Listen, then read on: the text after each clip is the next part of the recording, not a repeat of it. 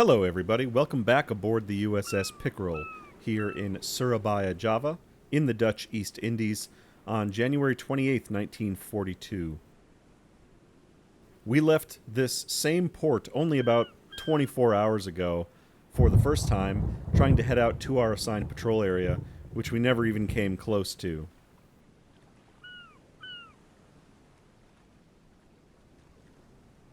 Yes, sir.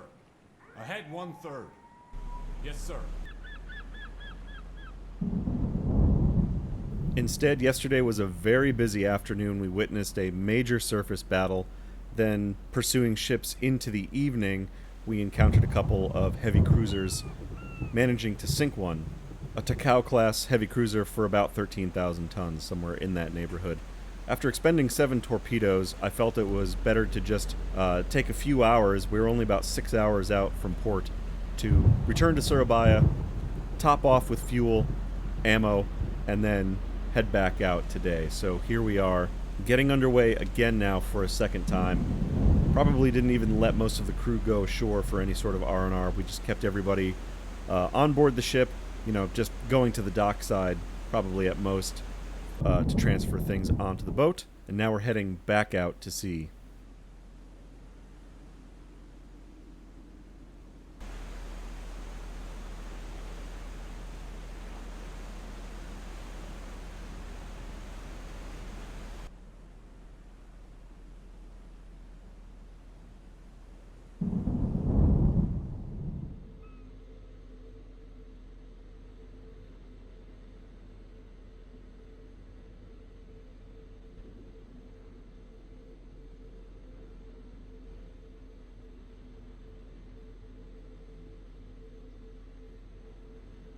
Whoa! Trouble right out of the gate. We're only a couple hours out from Surabaya. Looks like we've got some sort of warship just out ahead of us here. Holy shit, there she is. We got a destroyer pretty goddamn close. Flash message back to HQ. And we have 107 feet under the keel to work with. Not much for slugging it out against escort ships. Yes, sir. New course. 2, 1, 3. Yes, sir. Really bad weather, a lot of haze or fog. It looks like really cut down on my lookout's visibility. They only just saw the ship fairly close. I'm hoping that that means that they haven't seen us. Let's keep an eye on her, see if she makes any moves to come around back towards us. So far, nothing. Pretty calm sea state, which actually helps with visibility. Ship spotted.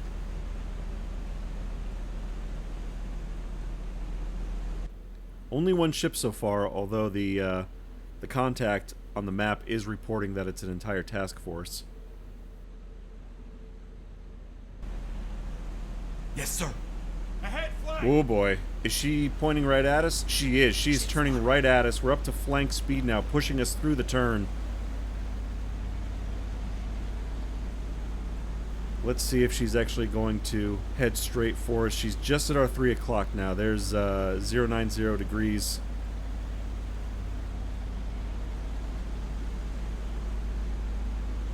Okay, no, it looks like maybe that was just a routine turn, because now she's headed back to port. Back towards her original course. As we're cutting in behind her. Roger, your contact report. Engage if you want. Well, that's going to depend on what is out here, I guess. Wow, she is super close.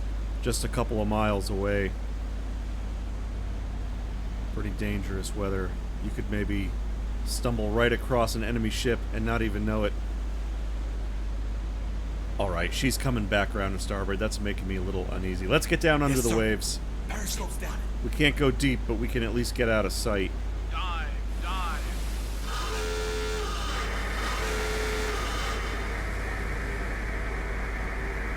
Also, I want to check the hydrophones. I want to see what else is out here. What is she escorting? Is it just a hunter-killer group? Yes, sir. Rig for silent running. Current depth 40. Oh shit. Have they come looking for me? After we sunk that cruiser, do they just have destroyer groups out looking for the submarine that cost them a heavy cruiser. So right now, hydrophone only picking up 2 warships, the one that we were looking at up to the north, which is now heading west, and then we've got one more line out to our west. And because of the actual island of Java, if we continue west or south, we're just going to be heading into more shallow water. So I want to maybe try to go in between these guys and head up to the northwest.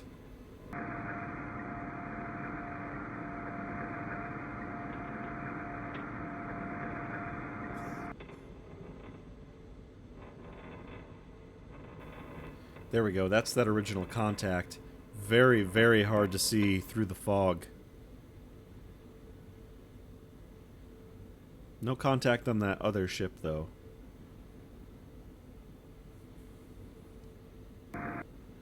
Not gonna lie, I'm feeling a little greedy, and I was hoping that maybe it would be the other heavy cruiser.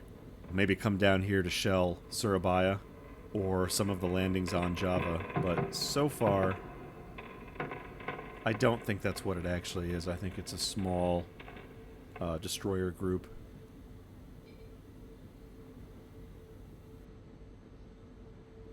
Oh, wow. There's that original destroyer again, barely visible. She's actually disappearing into the fog. I can't see her anymore. We just lost her.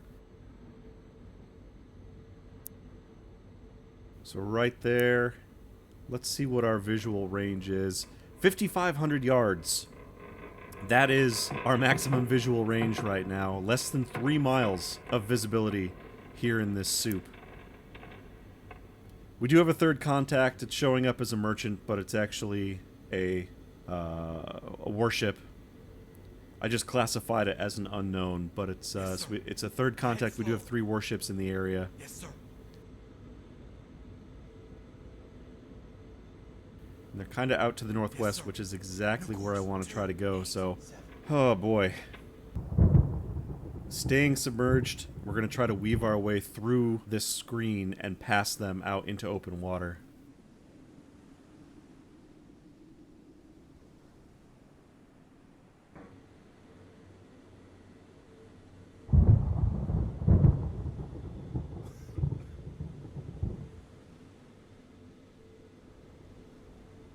Alright, some time has passed now. We're coming back up on the surface because I think it's safe to make a high-speed dash in between a couple of these ships based on their most recent hydrophone lines.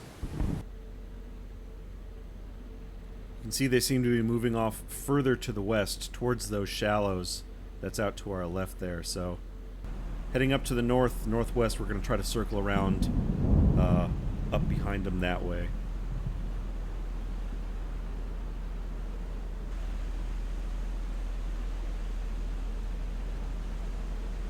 Now I'm paranoid. Up on the bridge, manual scanning out ahead of us. Just double checking the lookouts to make sure we're not going to run into something.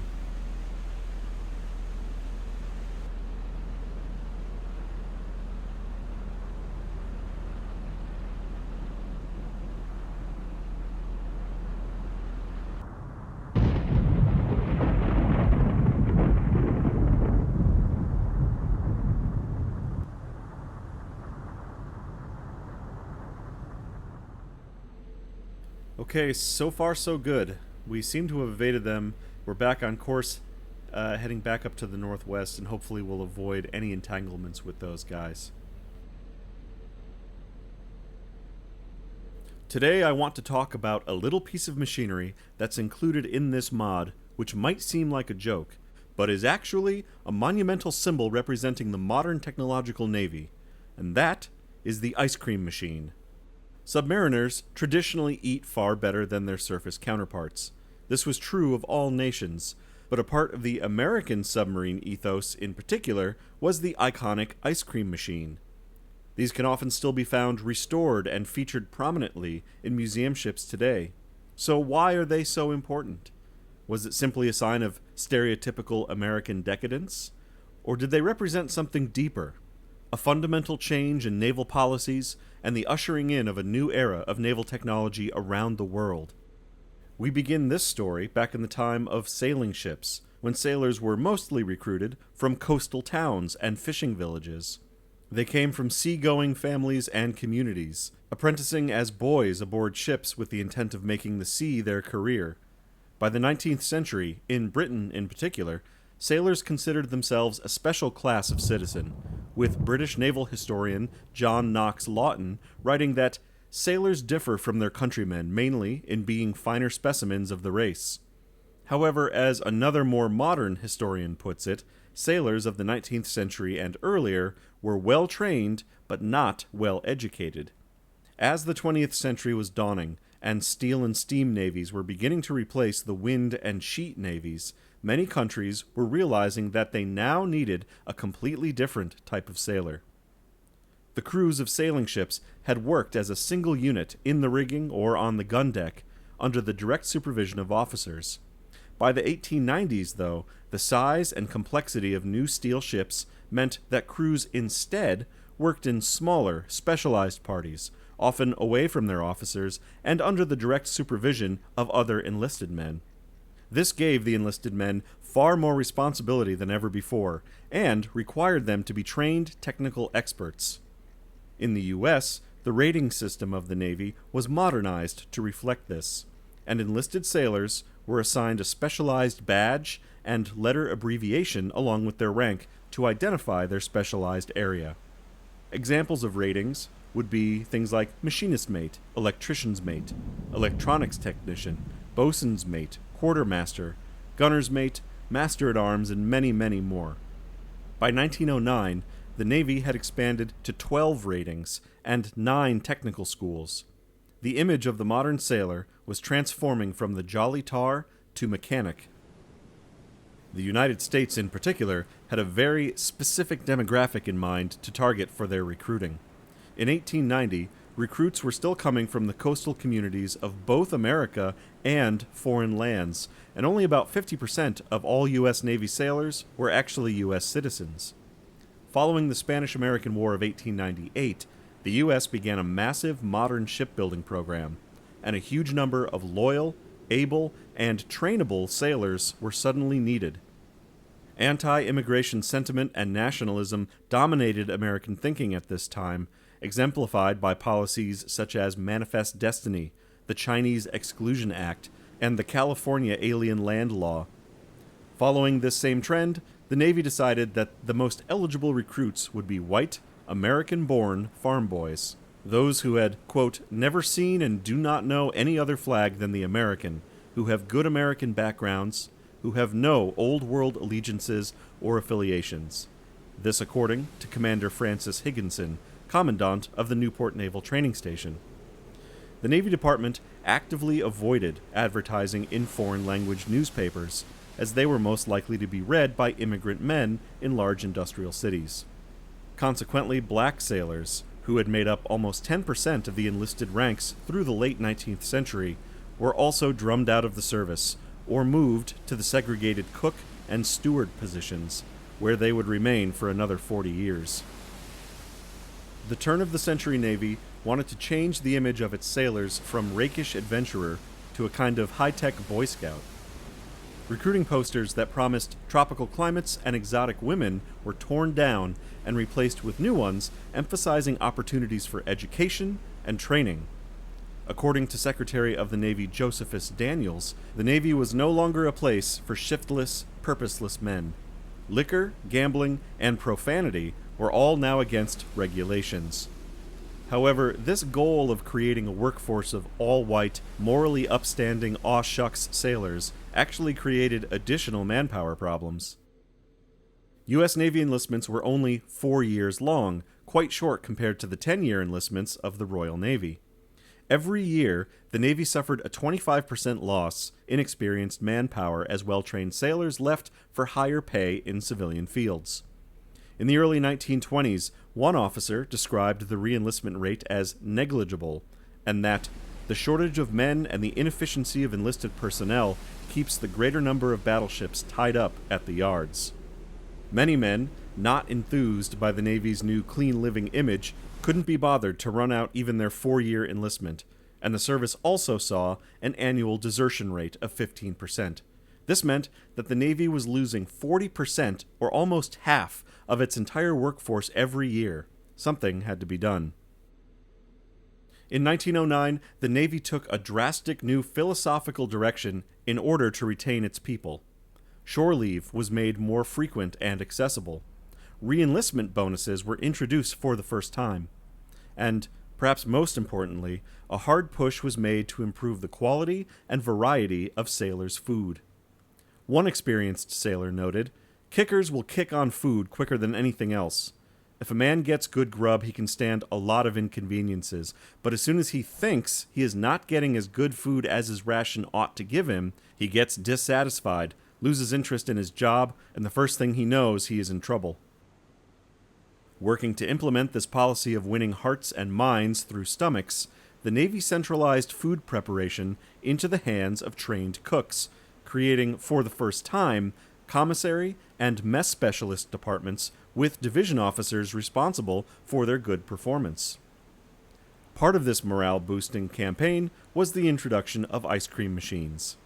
Paymaster George P. Dyer felt that ice cream would improve morale, keep malcontents in line, and reinforce the new shiny image of the Navy's clear-eyed, intelligent American youths, who know what clean living and good fun are, and they have the usual American notion of the festive nature of ice cream. So not only were the ice cream machines symbols of a new technological modern Navy, but they were also propaganda tools.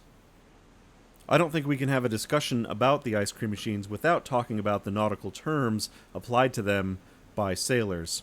The term for ice cream, any sweets, or soda came to be known as geedunk, and the geedunk machine proved wildly popular.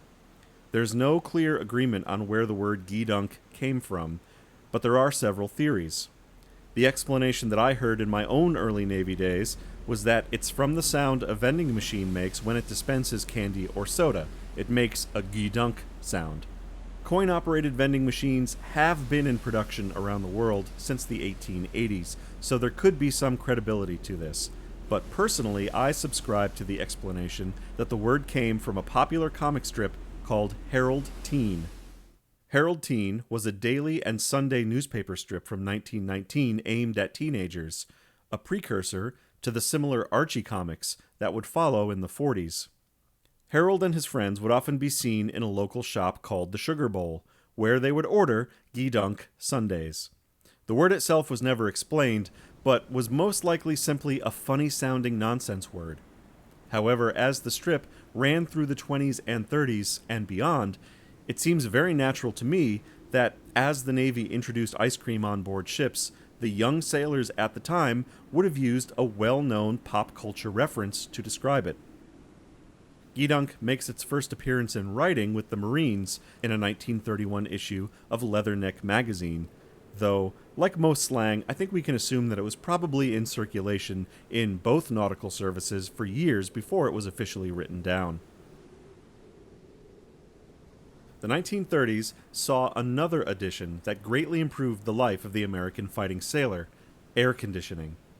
Salty chiefs are quick to tell their sailors that air conditioning isn't for their comfort, it's only for the equipment. But I'd like to put a stop to that right now. NAVPERS 16163, the Submarine Refrigeration and Air Conditioning Systems Manual from 1945, specifies that, quote, consideration of health, efficiency, and morale require that the air should be fit to breathe. Stale air must be replaced with fresh air. Moreover, the body gives off excess heat and moisture by means of the air that is breathed and the air in contact with the surface of the body. It becomes obvious, therefore, that proper air conditioning within the enclosed quarters of a ship is important, and that during the long dives of a submarine, it is of even greater importance. The manual mentions crew comfort first, only then, in a later paragraph, addressing its other need for protection of equipment. Some might not understand just how significant AC is, but keep in mind we're not talking about the heat of a lazy summer day.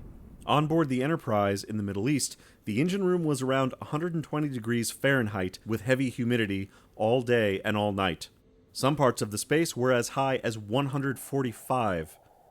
We had no air conditioning down in that compartment. Our ventilation came directly from outside, and so the air temperature about 110 degrees coming off the surface of the water, seemed like a cool breeze. These are conditions that are hot enough to limit stay times because they are a health risk. Heat stroke can easily lead to death. The entire ship was hot, though. Even when you left the plant, you still constantly sweated. Your skin was covered in a film of lube oil and dirt that never seemed to quite go away. Imagine what it's like to just constantly be sweating while you eat, while you poop, while you lay in your bed and try to sleep. Our berthing air conditioning was weak, but it at least was something. Turn-of-the-century ships would have had nothing, and sailors would have had to work and live in the grating heat non-stop. Being unable to escape from oppressive heat has a major psychological impact, and while grumpy chiefs don't want to admit it, crews do work more efficiently and make less mistakes when they are comfortable. The introduction of AC to submarines was an especially notable jump. Our old S-boat had no such system, and was part of the reason they were known as pig boats. The air inside became stale and disgusting, and was unendingly hot. The equipment and crew of a submarine put out a huge amount of heat into an enclosed tube, and a lack of ventilation while diving made the heat even more unbearable than on the surface. It is also true that the heat posed an increased risk to equipment. Besides the possibility of overheating, there was a huge amount of moisture given off by bodies, main batteries, bilges, and even cooking. This moisture would condense on any cool surface inside the sub, potentially leading to electrical shorts, water damage, or even slipping injury if it was not removed from the air. Refrigeration and AC systems began to be included in new construction boats from the mid-1930s on, a perk we now get to enjoy on our Porpoise Class submarine, and coming from the S-boats, something that is greatly appreciated. The systems were not efficient by modern standards, and subs were still hot and grungy, especially in engineering compartments and torpedo rooms. The system was also secured during silent running, making the air soupy during attack runs or while evading exploding depth charges. But overall, air conditioning made sub-interiors a far cry better than their World War I counterparts, and better working conditions were yet another move by the Navy to try to retain their personnel. The venerable ice cream machine is therefore more than a simple snack dispenser. It's a symbol of a new era, a change in naval philosophy that was required to operate modern warships. It represents both the rapid technical advancement of the 20th century, as well as the many efforts made to please those who were needed to operate that machinery. The Navy's need for technical experts put it for the first time in direct competition with the civilian sector, and it had to adapt and offer better incentives to keep its people. And who doesn't love ice cream?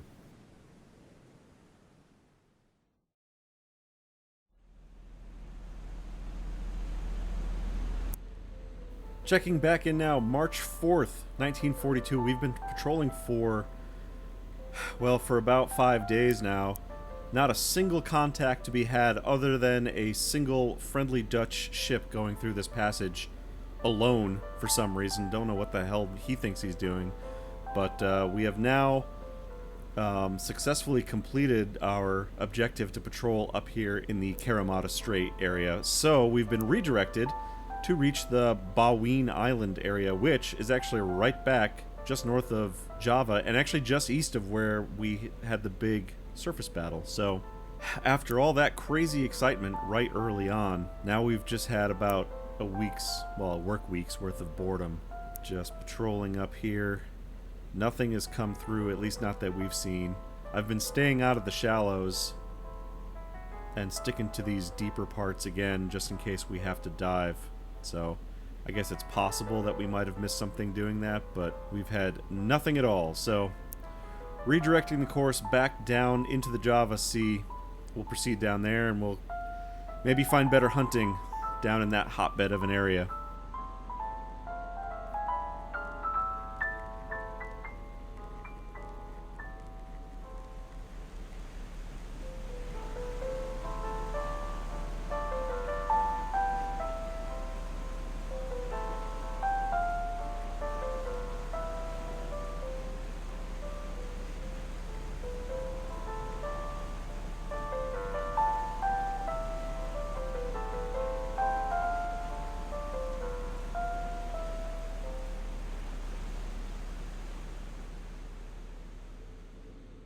Ship spotted.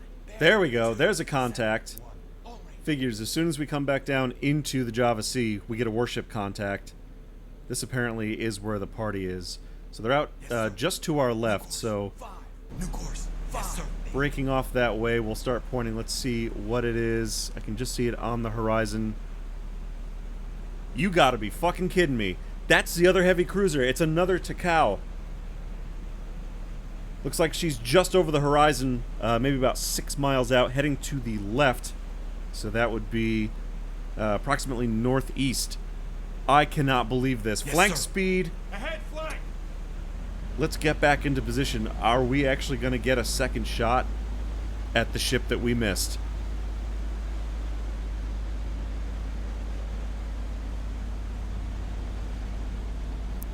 Let's just double check it here.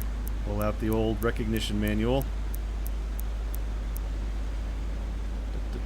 That's the... So, okay, so that's the Maya. Takao.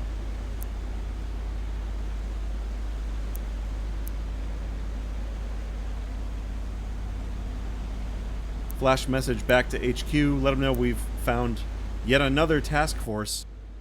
Oh, there's actually 2 ships there. Well, let's start marking them. Based on the contacts, looks like they are heading up to the... well, northwest, I guess. I think I said northeast before. Yes, sir. But northwest.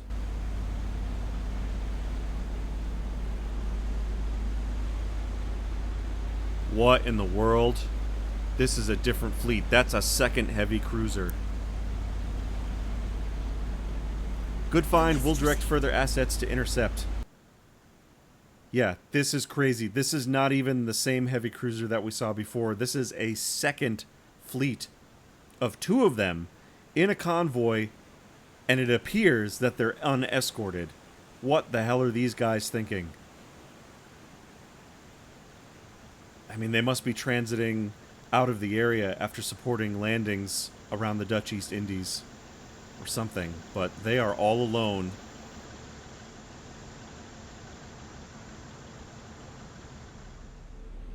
Alright, it's 6 minutes to 4 in the morning. I've got their course plotted out here. They are not zigzagging. They're doing, I think, a course of 326 at a speed of only 16 knots.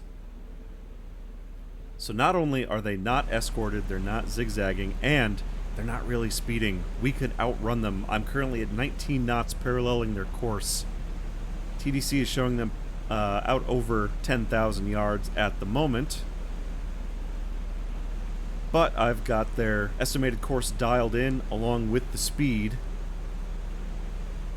So I'm using the cover of darkness, plowing ahead as fast as I can. We're going to try to get around in front of these guys. They have not seen us. It's very, very dark. We're going to try to do the runaround and get out ahead of them.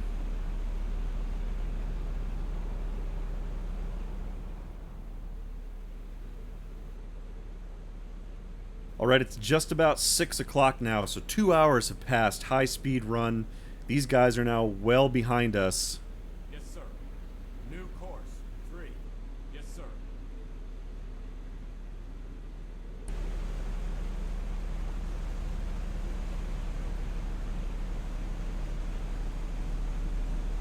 There we go. There's the first one bearing 100, just barely visible on the horizon.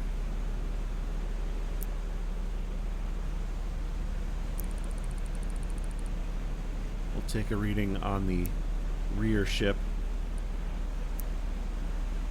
They're estimating 13 knots, course of 355. But I'm going to stick with my calculations here, because they seem pretty consistent at the moment. I guess maybe just off a little bit, but close enough for now. Let's move our 3,000 yard circle, which would be sort of the top end of a decent range for a torpedo shot. As usual, being under 2,000 or even 1,500 yards would be more ideal. Dealing with fast ships like this, if they suddenly see us or make a course change, or even if they see the torpedoes incoming, you gotta account for their very, very high speed. So the closer we can get, the better. But as of right now, they're just plodding along blissfully unaware of our presence.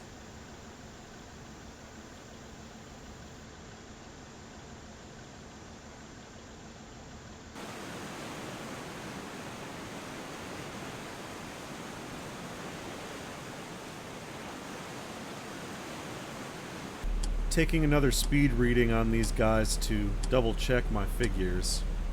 I don't know what's going on with the sky tonight. Maybe the weather is still bad. Maybe there's still a haze, but there's definitely a weird, a bit of a weird effect going on in the sky. There's 3 minutes. Make our mark. Send Mr. Stopwatch away. Let's double check here, and we still 1,600 yards over 3 minutes gives us 16 knots. So they are continuing to do their thing, and we're just coming in towards this 3,000 yard circle. So I'm ready to turn in and set up an intercept course. Yes, sir. New course. 4-3. Yes, sir. Periscope depth. Dive, dive.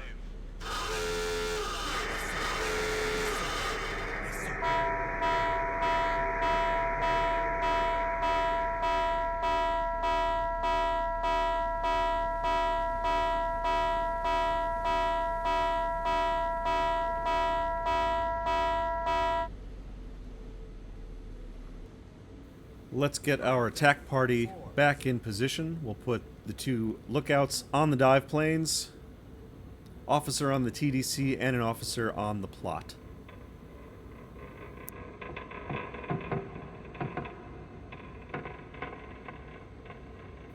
I don't know how we have gotten this lucky, but here we are ahead of these 2 heavy cruisers who are not maneuvering. They don't know that we're here. It's pretty calm, smooth seas. We can take our time getting into position and get real close to these guys. As far as I know, like I said, they don't have listening equipment. And with no escorts, there's no one to even tell them that we're here.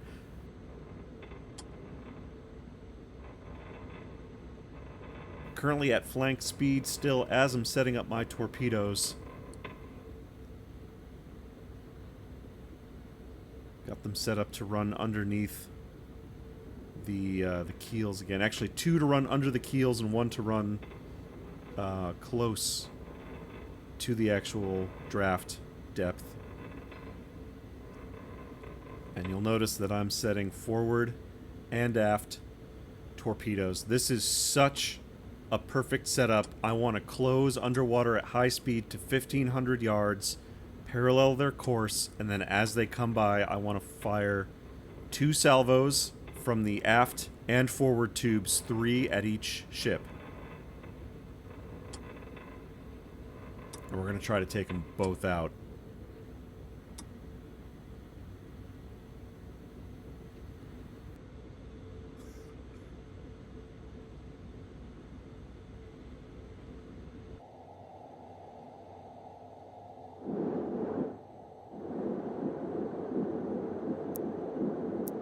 Contact. Warship.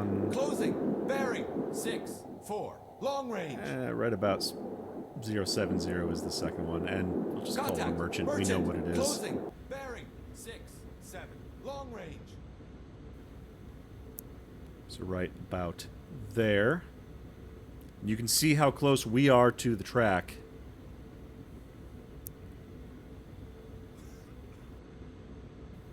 There's 1,500 yards. That's what I want to get down to. So as we get down close to that, and we're only about 1,000 yards away from that, based on that compass rose circle. Let's go down to 80 feet.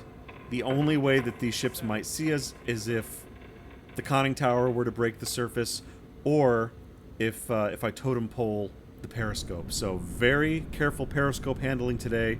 Got to do good speed management.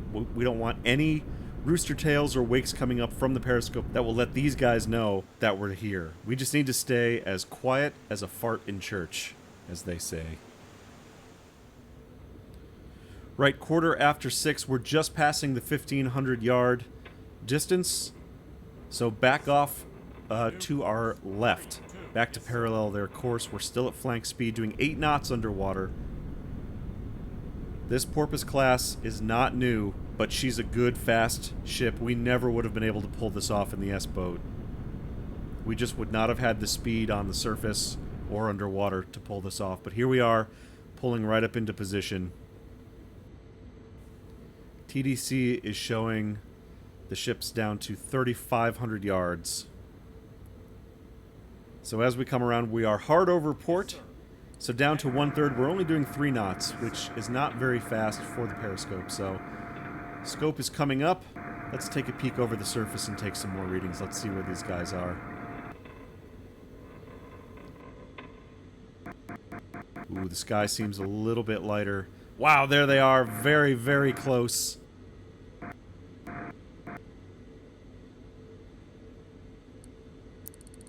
Touching the water line to the top of the stacks because she is a warship. And we've got 3,400 yards. And the plot estimates 15 knots, 325. Yeah, of course at 325. So pretty close to what my own estimations are. So scope back down. No need to keep it above. We're still in this turn, which is going to mess up our TDC calculations a little bit. So let's pour on the coal a little bit. I want to get through the turn, get onto the parallel course. You can see there, we dropped down to 1 knot with the 1/3.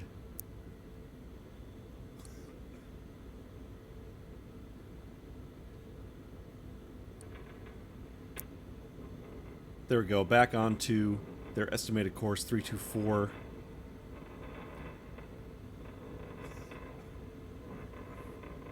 Rudder is coming back to neutral as we come onto course.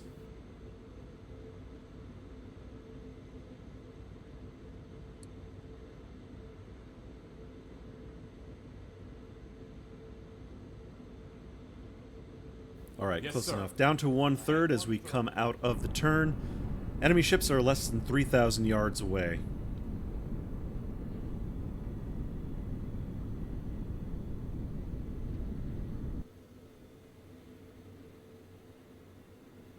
And they're just off our starboard rear quarter. Sky's getting pretty light. The sun is starting to come up. We're in that pre-dawn, the wolf's tail hour. Things are just gray enough to see, but not actual sun up yet.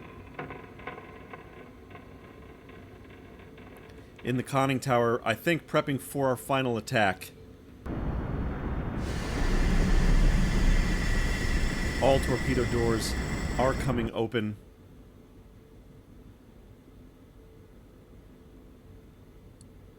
Speaking of torpedoes, so we have a draft of 18 feet on the cruisers. And like last time, I don't trust the torpedoes to behave properly, and I don't want to waste this opportunity, so we're actually going to go shallow. All torpedoes set at 10 feet. 10 feet. They still might run deep, and they still might explode prematurely, but everything looks good. They'll at least hit. As long as I shoot them right.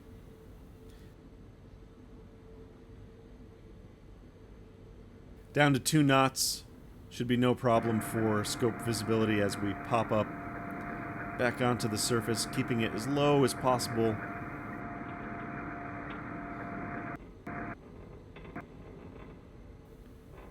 Just inching the scope up. There we go. Clear enough to see. Oh, still getting a little bit of water effect. Taking bearing on the forward ship now. 2,900 yards. Still on course. Based on my plot calculations.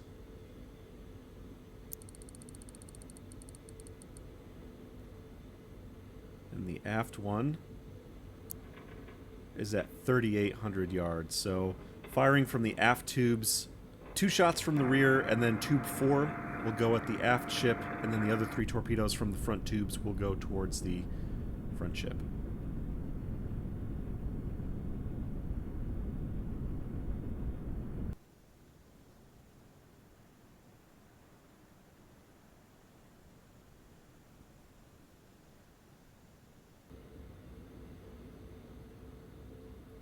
Okay, 6:21 in the morning now. Enemy ships are just behind us, about 45 degrees off of our stern.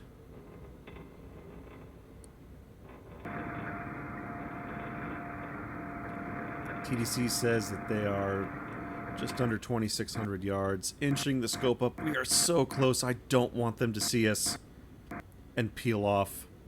Wow, that front ship is real close.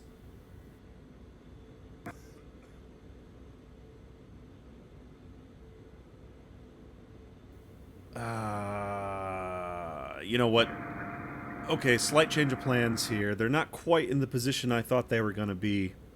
I'm going to fire the front salvo first instead of second. So there's tube 1 selected. Let's take a bearing on the forward target. 4-8, medium range. I'm just afraid that if I wait too long, he'll actually go past where we want him to be. He's down to 1,200 yards. And he's actually... Let's get the course back here. 324. Oop, too far. Come on. Come on. There we go. You can see, look, the torpedoes are almost in perfect firing position. I don't want to wait. So, here we go. Let's get our spread going. 3 degrees left. Fire 1! Ha ha ha ha!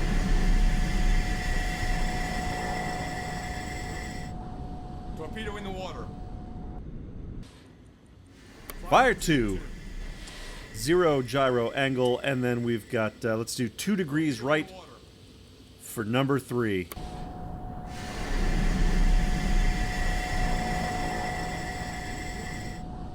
Torpedo in the water. Forward salvo is away. Running straight, hot, and true towards that front Takao. They've spotted them. Lights are coming on.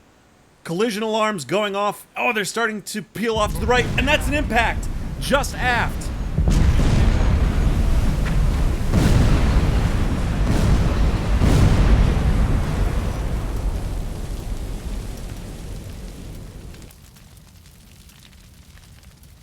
Double impacts just under the aft turrets. Switching now, bearings on the second target. Reset up our offset angle.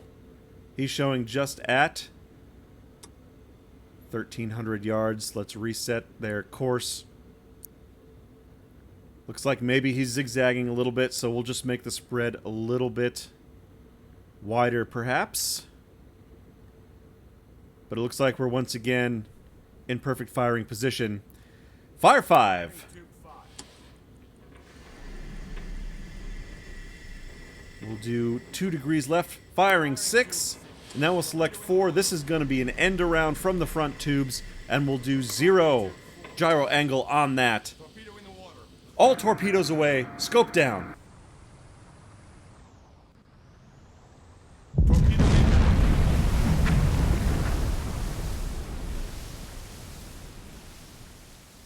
Torpedo in.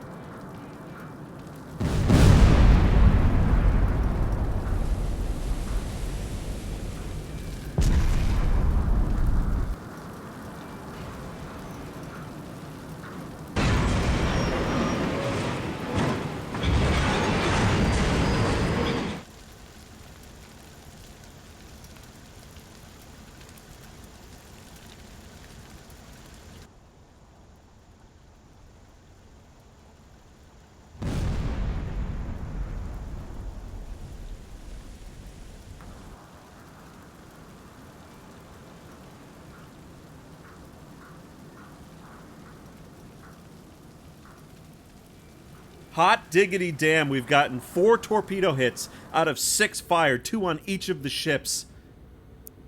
That first Takao went down fast. The second one is drifting down to a very slow speed. We're frantically reloading our torpedoes.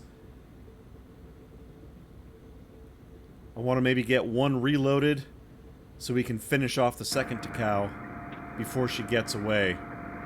We're back up to flying speed. I'm doing 8 knots under the water. And at this point, I don't even care about rooster tails. We're already... Oh!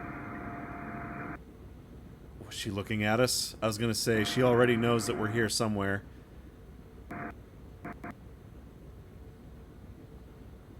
Wow.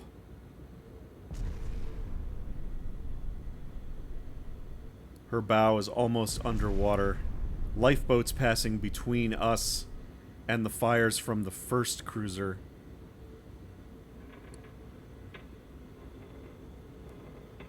She's also got a bad list to port as well. Double check to make sure there's no other escorts, but we still appear to be completely in the clear.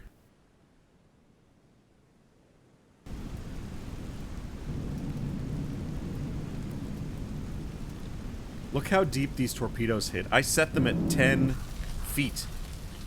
And yet, they're hitting towards the bottom of a 20-foot draft. So, I think we had a bunch of deep-running torpedoes.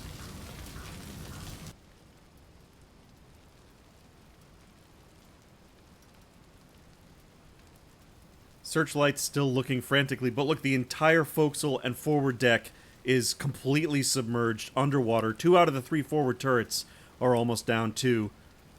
Her propellers are barely moving and she's essentially drifting. There we go, lights are out, she is sinking. Confirmed second kill. Just a few hundred yards away from the first POW, and this also means that the USS Pickerel has sunk 3 out of the 4 POW class cruisers in the Imperial Japanese Navy.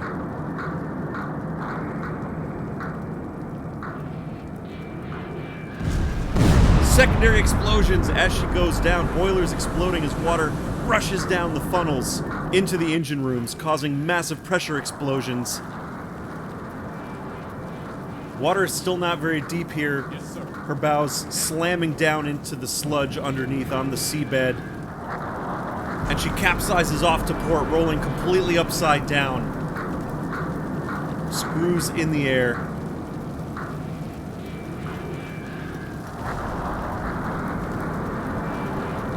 More secondary explosions as her scout plane explodes underwater.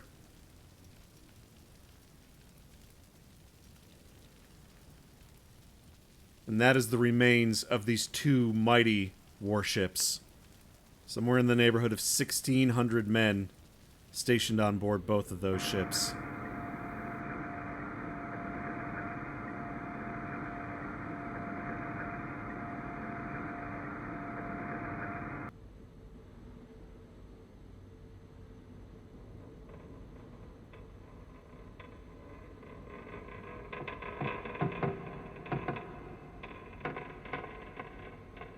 Yes, sir.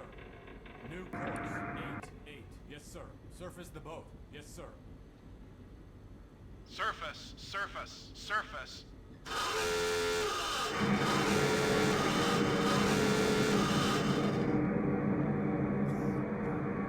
We're going to go up and take a look around.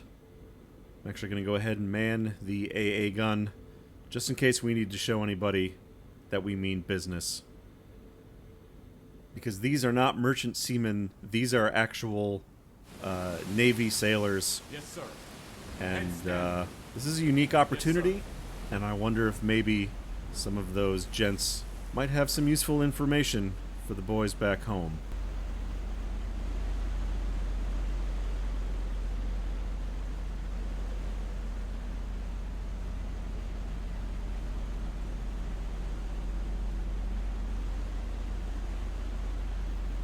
Sending back a status report back to HQ just as Tube 5 reports loaded. Just want to let them know what has happened here. I'm also keeping an eye out for possible aircraft. I assume that these guys at one of these ships probably got off an SOS, but we've got a little bit of time before anything might show up. They're just off the starboard bow, 060 degrees. We've got a large lifeboat. And with all the torpedoes gone from the aft reserves and 4 gone from the forward, We actually have room in the 2 torpedo rooms to maybe hold some sir. prisoners. New course, 8-5. Yes, sir. You can see the conning tower, the fairing here is actually getting in the way. So we wouldn't actually be able to threaten any people in boats, I guess. But we'll keep it manned in case there happens to be an aircraft response nearby. But that's exactly why later in the war, in sir. just a few months actually, Ahead, slow. many submarines had the maintenance crews cut down that whole aft end of the conning tower. More lifeboats out in the distance, radio masts sticking out from that wreckage, that pool of oil, the only remains of the first heavy cruiser.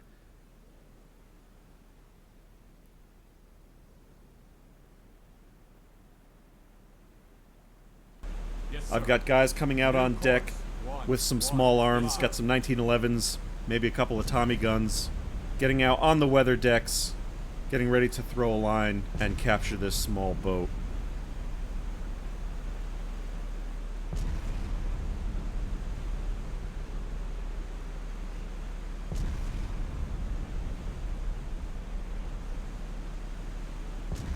Yes, sir. Hard to starboard. Yes, sir. Yes, sir. All stop.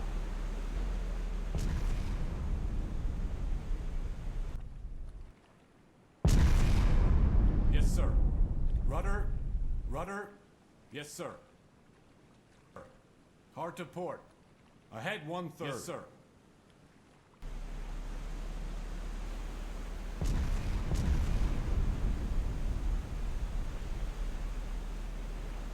Yes, sir.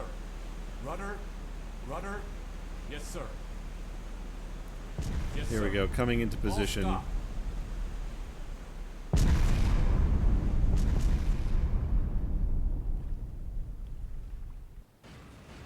Yes, sir.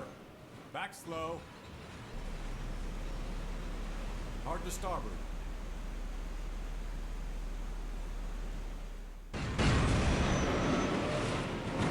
There we go, got him. Men are throwing lines down some boat hooks, capturing this small lifeboat. Looks like 5 men in it.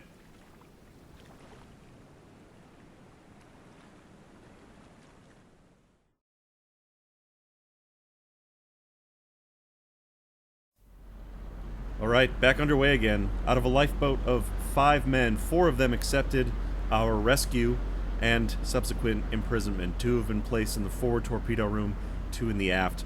The 5th man in the boat was a little more wary of us, refused rescue.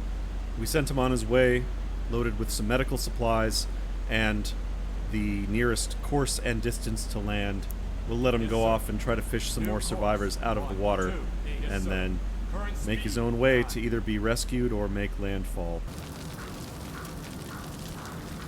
As for us, we've spent about as much time as I'm willing to consider safe in this area, so it's time to bug out. Let's get out of here. We've got the room in the 2 torpedo rooms for the prisoners, and split up 2 apiece in opposite ends of the boat. They shouldn't be able to cause too much trouble.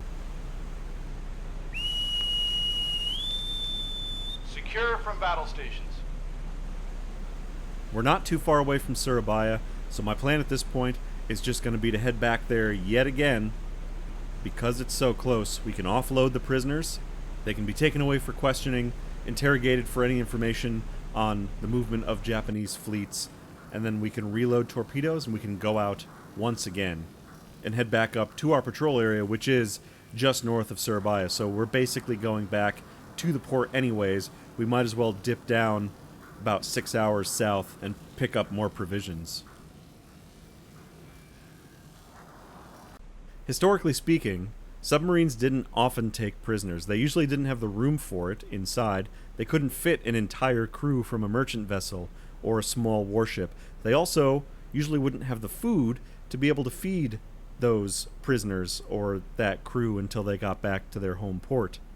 However, it was fairly common for US and German submarines to contact survivors, have conversations with them, offer aid or medical supplies to lifeboats, and then often give them the nearest bearing to land before leaving them to their own fate. On a few very rare occasions, there were in fact prisoners taken. On December 7th, 1942, the German U-boat U-515 torpedoed the British passenger liner Ceramic. One survivor was captured and taken aboard, sapper Eric Munday of the Royal Engineers. Out of the 655 people aboard the Ceramic, he would be the only survivor. Munday remained on the U-515 for an entire month as she completed her patrol. When the ship returned to France, Munday was offloaded and ultimately sent to Stalag 344 in Poland, where he would remain imprisoned until 1945. On April 27, 1944, the American sub, USS Jack, sank a small Japanese patrol trawler near the Philippines. Hoping to learn some valuable intelligence, as several other American submarines had done, the Jack attempted to pick up survivors. Most of the men in the water refused, but 2 indicated they wanted to be rescued and were brought on board. Following procedure for taking on prisoners, both men were strip-searched, then split and sent to the forward and aft torpedo rooms. The Japanese sailors were shocked by the good food and relatively lavish comforts of the submarine. Even large, modern Japanese warships of the time still had living arrangements that were fairly 19th century. Eager to be put to work, the Japanese polished every inch of brightwork in both torpedo rooms. The American crew, struggling with their Japanese names, nicknamed the men Freddie and Adam, and became fairly friendly with them. The prisoners remained on board for another 2 weeks, including through another torpedo attack, as the sub headed back to Australia. They were turned over to the port garrison upon arrival. Sometimes, though, submarines had visitors who were actually friendly. On December 28, 1943, the U-boat 505 had just left port when headquarters ordered her to the scene of a surface battle to look for survivors. Despite the danger of Allied aircraft, the captain raced on the surface at flank speed to reach the area in under 5 hours. At 5 a.m., U-505 found 5 lifeboats lashed together, holding 33 survivors of the German destroyer T-25, including her skipper. It was a tight squeeze with that many extra passengers on board, but the submarine successfully returned her survivors to port. The surface sailors were so grateful to the submarine and the submarine service, they officially recorded their thanks in the sub's guest book, and all 33 signed their names, wishing the U-boat good hunting and safe returns. In the Pacific theater, lifeguard duty became one of the regular assignments for submarines later in the war as Allied aircraft strikes increased against various Japanese islands. Tim Collins was a schoolteacher from Texas who contributed to the war by flying Hellcats for the Navy. While attacking Truk Island in 1944, he was shot down and rescued by an American submarine. Spending 5 weeks aboard her, he qualified as an assistant officer of the deck, standing regular watches with the ship's crew. After the patrol, he returned stateside, went through retraining, and was assigned to a new air group based on the carrier Ticonderoga. Finally returning to the combat zone, on his very first strike against the Japanese mainland, he was shot down again and picked up by another sub. While making himself comfortable in the wardroom, sipping hot soup after getting plucked out of the ocean, he cheerfully told his new crew, "Well, I guess I'm destined to spend the war in submarines. This is my second rescue, and I'm ready to go back to work." Collins requalified Assistant OOD and got himself on the watch bill again, becoming a contributing member of the crew for the rest of the patrol.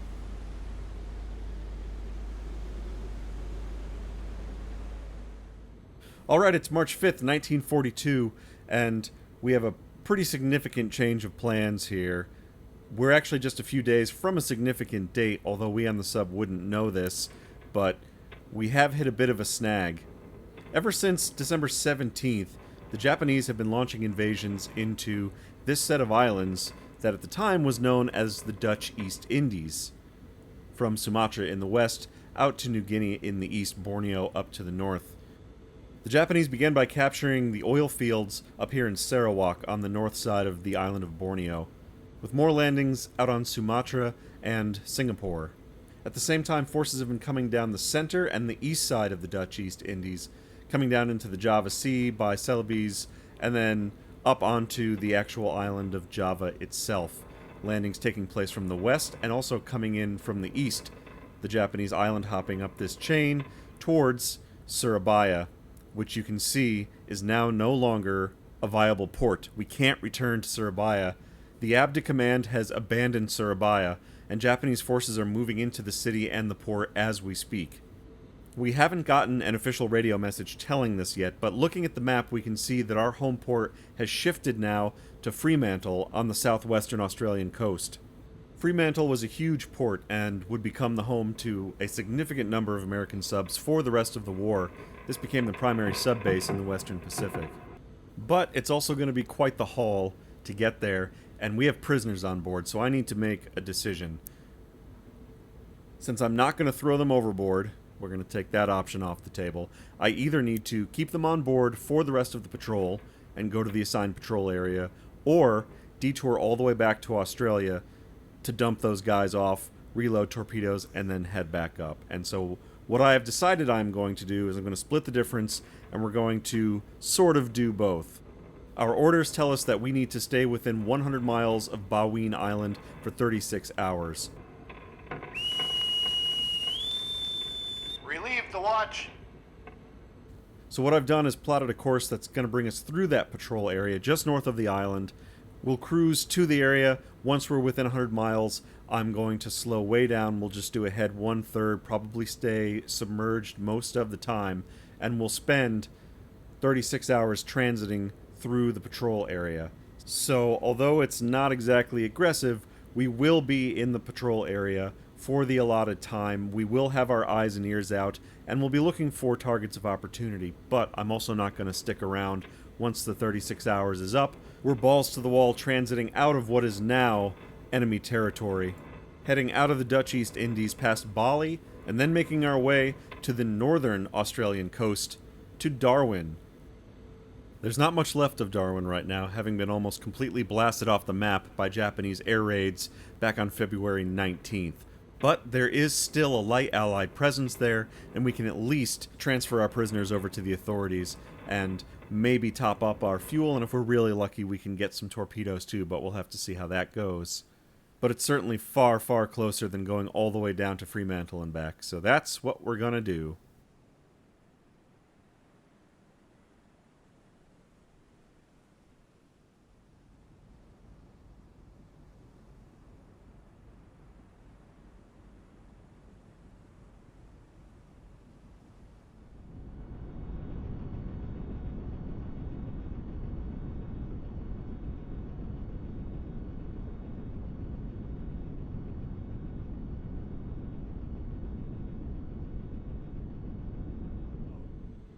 Yes, sir. It's March 7th now. We've just completed our transition through the patrol area and gotten a new radio message. They've reset our patrol area to southeast Makassar Strait / Makassar City for the next 36 hours. Remain within 100 miles of the center of the patrol area, which you can see is going to be just fairly close, actually, right up to the northeast there. But I still really want to deposit our guests and reload torpedoes before we get into heavy action up there, because with the invasions of the Dutch East Indies about to be complete, I feel like we have the potential for a lot of enemy naval traffic as they leave Java and head back up to either Japan or to Manila. So I would like a full belly full of torpedoes. So we're going to maintain course and continue heading south down to Australia. In 2 days' time, on March 9th, after beginning landing invasions on December 17th, the Dutch commander and the Governor-General of the Dutch East Indies will surrender to the Japanese, ending the campaign and cementing Japanese control over most of the entire Southwest Pacific. The ABDA command, having suffered terrible losses and being unable to slow the Japanese juggernaut at all, was actually dissolved back on the 1st of March, with what few ships remaining limping their way back to Fremantle to regroup.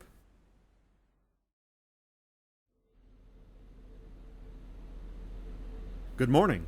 After days of transit, it's just about 7:30 in the morning as we're approaching the Beagle Gulf and the port of Darwin. That's going to wrap it up for today's episode.